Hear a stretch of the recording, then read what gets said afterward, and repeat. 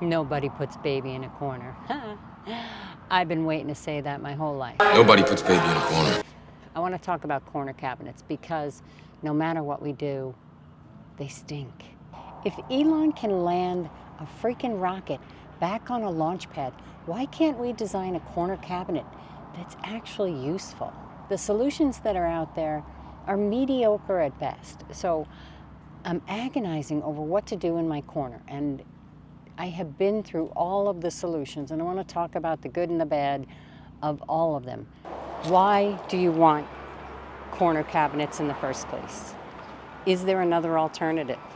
If you're designing new, you could have a galley-style kitchen where it dead ends on two ends. You never have to deal with corner cabinets.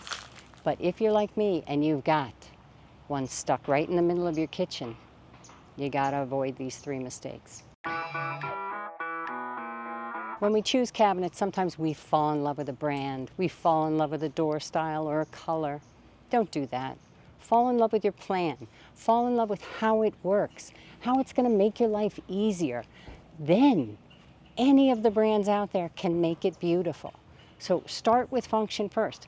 Like, I know with my corner cabinet, I'm gonna just block it off because the alternative was to put my pots and pans in there to give up that 45 inches or so that it would have taken off the corner.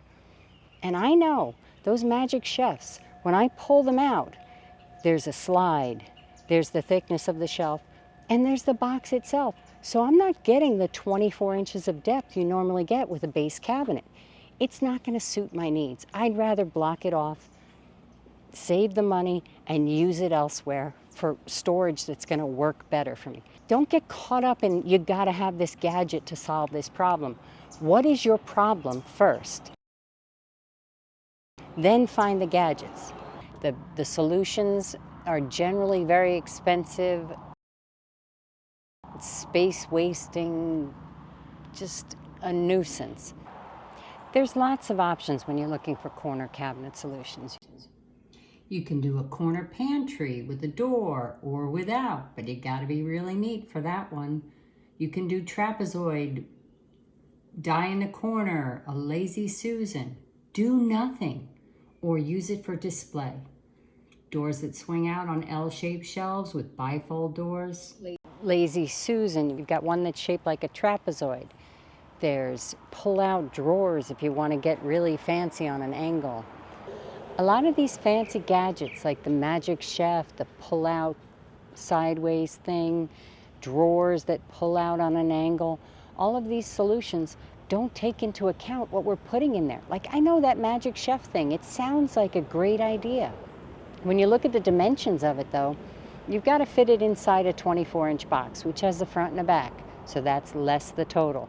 Then it's got the slides to make that thing work, and they have to sit in a little bit. So that basket that slides out isn't 24 inches deep. So if I want to put my deep pots or stuff in there that's going to be wider than whatever that basket may measure, it's not going to fit. It feels like this great solution, and then it just doesn't work. So don't buy gadgets for gadgets. Buy gadgets because they work for you. I had a client meeting with a woman who said she was short, which she wasn't short. She's national average 5'4", ladies. But she was worried about reaching into the upper corner cabinets. And this is something that I don't think we consider about the badness of design. We all know that base corner cabinet solutions are mediocre at best, but we often forget about those uppers. So here's the plan for my client, and it's an L-shaped kitchen. You can see here it's got the range down here, sink, and the refrigerator. What's not showing is there's a pantry here and a pantry here, and this is uppers into the corner. And that's the concern for my client, because when she's standing at the sink washing dishes and putting dishes away from the dishwasher to this upper cabinet, this door is going to hit her right in the face. So it's not convenient to get to. You can see here's the plan from the kitchen cabinet manufacturer. And so it's got an upper over here with two doors. And this second door, this door right here, When that swings open, it's going to hit the person that's standing here in the face. It's also a little bit off balance. I don't mind asymmetry, but there's something about this that just isn't reading right, with the window, open shelves, and the stove way out here. And if you look at the plan, that puts the stove almost into the dining room, past the island. So it's out of the center of the kitchen. So here's what I was thinking. Moving the stove down so it's more centrally located in the kitchen itself. Combining those two pantries to the end here. So we have the fridge on one side and the pantry on the other. A little upper here for our spices and stuff from the stove.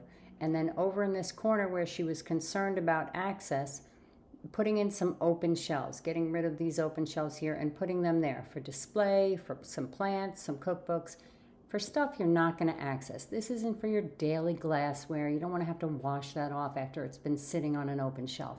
This is pretty stuff next to the window.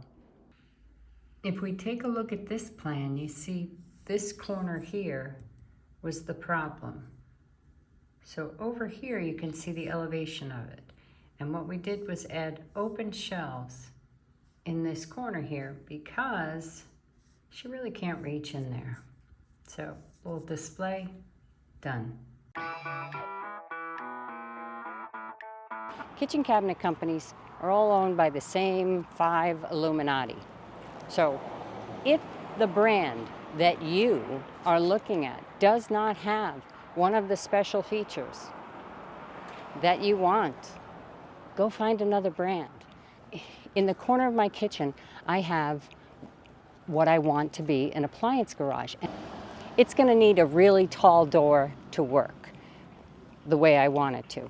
And most companies are telling me they won't do that, or they want to do a lift-up one that's only 18 or 24 inches high, and that's not going to do it.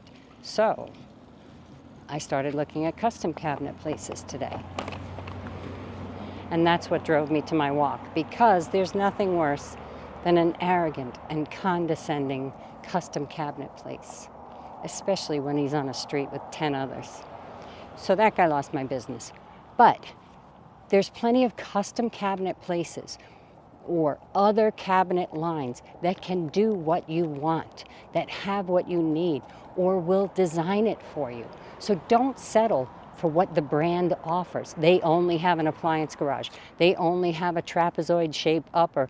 They only have Magic Chef pullouts. If they don't have what you want, what you've seen on Pinterest and put on your board, then go somewhere else and find it.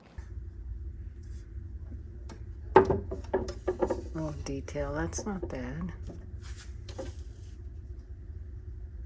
La Roche. Most brands are indistinguishable. We like to think that our cabinetry is special. It's not. The same 5 companies make pretty much everything unless you're doing custom work. All right. Oh, extra. No. Shaker, vanilla, then shaker. It's too thin. If they don't have what you want, go somewhere else. You'll find that perfect color in that other brand. Better you find the function first. So if they don't have what you want, somebody else will. Thanks so much for watching and listening. Nobody puts baby in a corner.